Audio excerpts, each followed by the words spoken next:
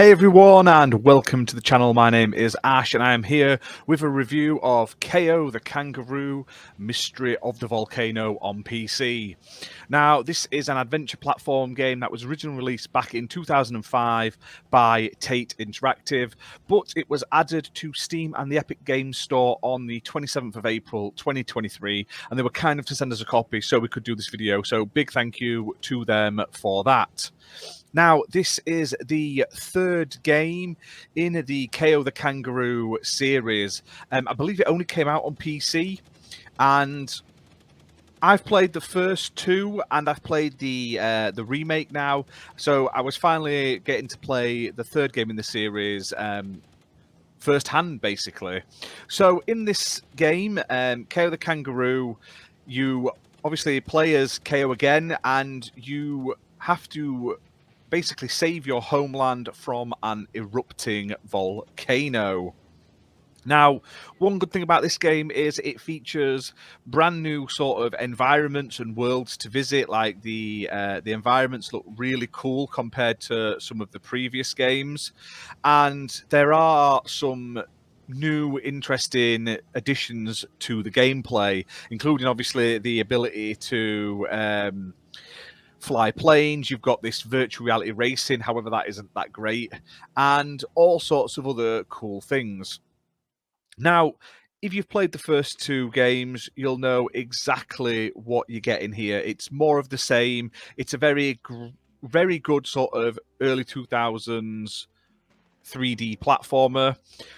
The only downside is it's a lot shorter than the other games. It does feel more like it could have been a DLC to the original game if that was the sort of thing back then. It's much shorter. It's a very short experience. You can fly through this in a handful of hours, probably less than sort of like 4 hours to get through the entire thing, I would say. It isn't long at all. But what there is some great platforming gameplay. There's some really nice character designs and enemy designs and stuff like that. It just feels a little rushed, unfortunately, compared to the two before it. Now, while there are racing mini games and stuff here, they aren't as good as the previous games. Like I say, the virtual reality racing is probably the weakest bit of the game, and overall, the end of the game with the final boss, it doesn't feel like a huge epic conclusion. It's a little bit of a letdown at the end, unfortunately. Now, I can't complain too much. Like I say, obviously, if this was at release and this was a full price game, I would say no, don't bother, don't get it. But this game costs £1.59 normally, and at the time of recording, there's another 4 days of it being 50% off for 79 pence. So even for the shortcomings it has of being only like 4 hours long, for 79p, I highly recommend getting this. It's a good bit of retro platforming. Is it the best in the franchise? No, but it does feature some solid sections of platforming there to play. Now, what it does offer is great. You'll just want more of it. It feels very much like it's a teaser or a side story, and you'll just want more, which is a downside. But I really like the old school 3D platforming games, and I've recently been playing the new Kao the Kangaroo game as well, so it's nice to go back to see where it came from, like the franchise. I'd love to see the old games also be brought onto sort of console as well, because at the moment I believe these are only available on PC, so I'd love to see this one get ported to sort of like Switch, PlayStation, Xbox, stuff like that as well.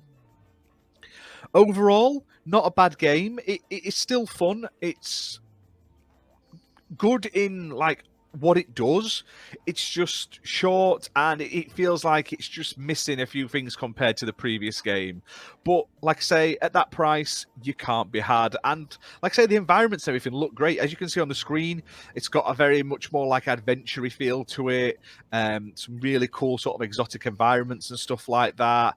Like, I mean, I can't complain. You'll go through all sorts of cool sort of places. There's like mountains, ruins, forests, all that sort of stuff.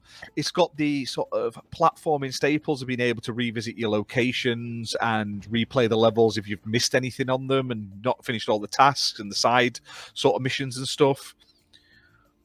I can't say it's terrible. It's not terrible. It's just not as good as the previous Kao the Kangaroo 2 game. But all in all, like I say, at this price, what are you going to do? Do you know what I mean? So check it out. It's available right now, currently 50% off on Steam. And even at full price, it's £1.59. Go get it. Go buy it. Enjoy this retro bite-sized nugget of platforming goodness. But other than that, guys, let us know in the comments if you played this game. Which one do you think is the best in the Kao the Kangaroo franchise? Do you want to see us cover any more? I think I'm going to be reviewing the first game soon as well, so keep your eyes peeled on the channel for that. And other than that, hit that like button, hit subscribe, and we'll see you soon for more content, guys. So bye for now. And